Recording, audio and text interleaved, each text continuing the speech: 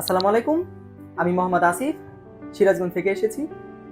আমি Unilink education থেকে N5-এর 4 মাসের কোর্স করে নাট এবং জেএলপিটি পাস করি, এবং আমি ইউনিলিঙ্ক এডুকেশন থেকে N4 এবং N3 জেএলপিটি পাস করি।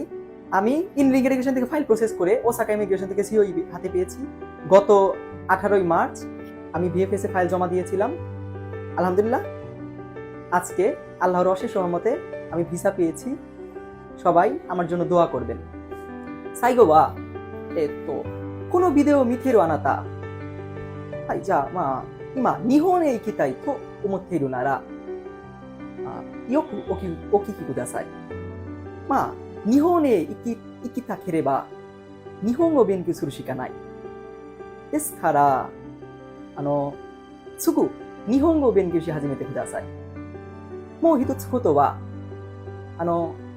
今日本語を勉強したいと思っているなら、日本語を勉強するためにぜひイヌリンに聞いてご覧ください。日本語を習うためにイヌリンがとてもいいと思います。はい、最後までお聞きするためありがとうございます。অশেষ ধন্যবাদ, কনগ্রেচুলেশন তোমাকে। আজকে ভিসা নিয়ে আসছো না? জমা দিয়েছিল কবে? 18 তারিখ মার্চ। হ্যাঁ, তো আসলে আমরা বলি মানুষের রিজিক যেখানে তাকে ওখানে নিয়ে যাবে নাকি? তুমি সিঙ্গাপুর যাওয়ার জন্য মানে নাকি সিঙ্গাপুর ইয়া থেকে ঘুরে আসছা, তোমার রিজিক জাপানে। হ্যাঁ, তো জাপানে ইনশাল্লাহ সাকসেস হলো। আর নতুন ছাত্রদের উদ্দেশ্যে আসিফ N3 পাস। হ্যাঁ, তো N3 পাস জেএলপিটি বাংলাদেশের রেয়ার। হ্যাঁ, তো আমরা চাই তোমরাই বাংলাদেশের মুখকে উজ্জ্বল করবা। জাপানে গিয়েও তোমার 2 বছর যথেষ্ট সময় আছে। এই 2 বছরে তুমি যদি ল্যাঙ্গুয়েজ করো তাহলে N1 পাস করা কোনো কঠিন না স্যার। N1 পাস করে তোমরা আসলে দেশের জাতির ভবিষ্যৎ, দেশের জাপানে ভালো ইউনিভার্সিটিতেই পড়ালেখা করবা।